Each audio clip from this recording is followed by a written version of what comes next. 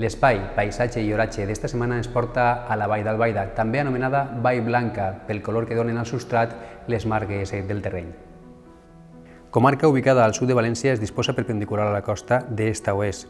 Presenta diferències climàtiques prou marcades en funció de la major o menor proximitat a la mar.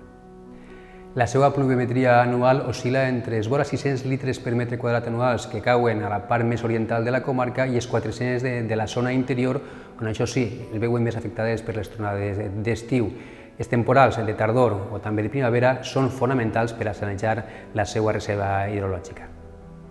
De fet, embassaments com el de Bellús, després d'anys d'intensa sequera, han agraït les pluges del passat hivern i de finals de la tardor. Està al 36% de la seva capacitat, quan fa un any estava només al 7%.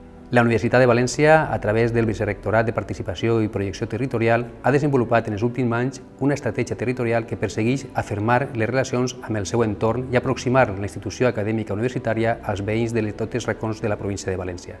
Va néixer Unisocietat, Universitat i Societat, un programa de formació que compta amb la participació de centenars de professors de la Universitat de València i que s'ha instaurat en 10 pobles valencians.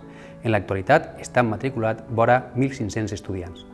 El programa, destinat a majors de 30 anys, amb inquietud per aprendre i motivació per la cultura, es va instaurar el curs 2011-2012 gràcies al ferm compromís de l'Ajuntament d'Ontinyent.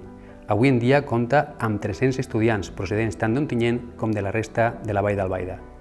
En definitiva, el programa Unisocietat Ontinyent constitueix un pas més en la col·laboració entre la Universitat de València, l'Ajuntament d'Ontinyent i la Fundació Campus Ontinyent, una relació que va néixer en 1998 quan es creà l'extensió universitària d'Ontinyent i començà a impartir-se la diplomatura de Ciències Empresarials. Des d'aleshores, Ontinyent i la seva comarca s'han convertit en un exemple a seguir, una ciutat universitària conscient de la necessitat de potenciar el seu desenvolupament socioeconòmic a través de la formació de seus ciutadans i ciutadanes.